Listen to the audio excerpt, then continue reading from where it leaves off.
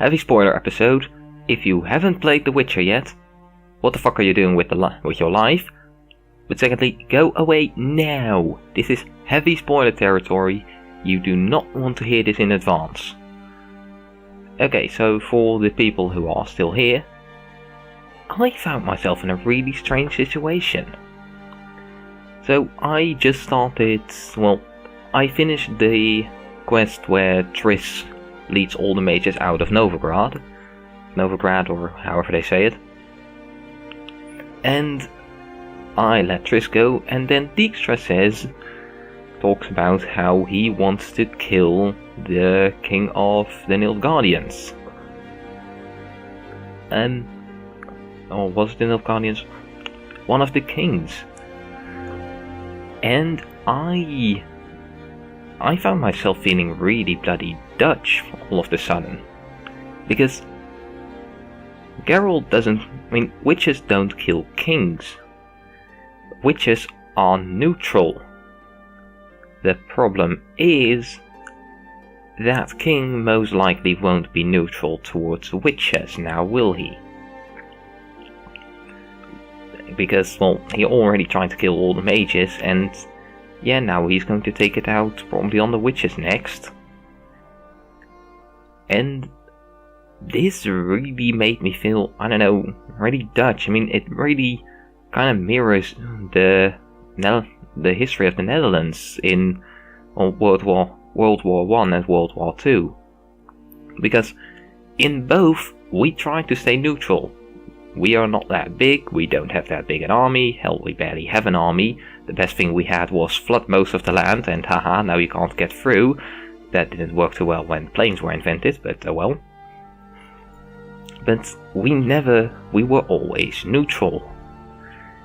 And being neutral sounds like a great idea unless the other party isn't neutral. And this is really complicated for me. I find it odd how well that mirrors the Dutch history, but on the other hand, it also is a case of what to do with this. On one side, staying neutral is probably the good thing to do, because going on the offense, that's not really to be called a good thing to do, now is it, to go full, to attack someone. On the other hand, if the chance of the other attacking you is that big, should you not try and take the first step? I found this a really hard one. I still do. I do think I'm going to help, whatever his name was, who wants to kill the king. Not in killing him, but maybe taking on a contract that just happened to help him reach the goal of killing the king. Yeah, kinda dazzling around, just dodging the entire point, but if I can do that, I'll be perfectly happy. Yeah, I haven't done a lot of... I have played a lot of The Witcher, and have made my experience with The Witcher over the last, couple, maybe 20 hours or so. I'm playing this game way too much. Because, I haven't really bumped into everything. It's just consistently great, consistently amazing. I do have something to say, so there probably will be another one, but this was a really odd one, how oddly this mirrors... I found it... almost creepy or strange how well this mirrors Dutch history. I'm not a nationalist. Barely anyone really in Europe is, and on one side, everyone has it in them. Everyone just... if their country wins in something, it's all, yay, we won! Even though you did jack shit, somebody else who just happened to live in the same, who just happened to be born in the same general area, did something amazing. How proud you must be for doing jack shit. But, I just mainly call it silly. Of course I do go, yay, we won. Because for some reason they're built into humanity, but I think it's really stupid and all, but yeah, I found it really odd how well this mirrors Dutch history, and now I really don't know what to think of it. I mean, this also gives me a deeper appreciation for history even. Because, yeah, suddenly, I mean, yeah, staying neutral towards Germany probably wasn't the best idea for the Netherlands. On the other hand, now I also see, yeah, taking a side is also not all that easy, now is it? Yeah, I found this a really interesting point, and something I kinda needed to, yeah, kinda, I don't know, just speak my mind about, because I found it so odd. I mean, it really gripped me. I mean, there are tons of moments in the game where it really grips me, but this one was so odd, so strange, and yet so brilliantly done. I mean, I love the game. I love the game for being able to do shit like this. Yeah. Amazing. As always. Just... yeah. I really am sucker at editing videos. This has been Vanix, saying farewell. So, after playing a bit, I found out that it is not the king of the Nilfgaardians that is the big bad king. It's the one who has basically taken over all of the north, making the entire problem about 10 times harder. Yeah, this is still the same video. I ended it in the original spot, but well, and that probably would have shown really in how I talked at the end, so I kept it in, but I now find something I need to add. Yeah, this makes it about 10 times more complicated, doesn't it? You see, killing a king, I mean, on one side, yeah, if we want Temeria back, if we want the original North back, this king needs to go. If we want the North to withstand the power of the Nilfgaardians, however, we need to, well, we need rid of it. So what I'm almost thinking is, let him fight the war, and then let him build and then kill him and restore, but well, yeah, killing the king will shatter the north again into the little things it was.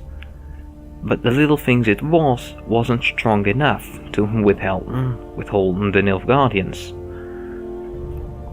The united thing it is now is, but it's a corrupt place that we don't want.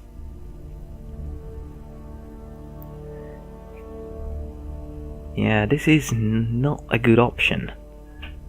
Well, basically these are the two options. Either we have a united north under King Radovid, which basically means no witches, no alchemy, no witches. Well, yeah, no witches, no sorcerers, no alchemists. A lot of important people then are gone, just basically the people who keep a city, keep a country, at least in this game, pretty much running all the time. So, or we have all the little things that just get stomped by the Nilfgaardians.